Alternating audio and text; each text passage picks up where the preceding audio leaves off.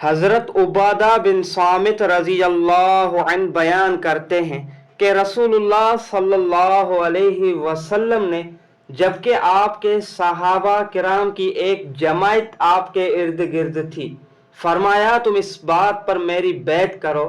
کہ تم اللہ کے ساتھ کسی کو شریک نہیں بناؤ گے، تم چوری کرو گے نہ زنا کرو گے، تم اپنی اولاد کو قتل کرو گے نہ اپنی طرف سے کسی پر بہتان لگاؤ گے، اور نہ ہی معروف میں نافرمانی کرو گے۔ پس تم میں سے جو شخص یہ عہد وفا کرے گا تو اس کا اجر اللہ کے ذمہ ہے، اور جس نے ان میں سے کسی چیز کا ارتکاب کیا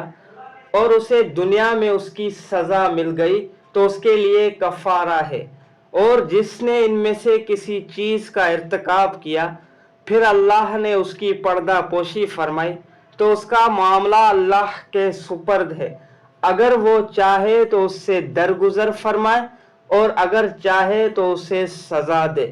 پس ہم نے اس پر آپ کی بیعت کر لی۔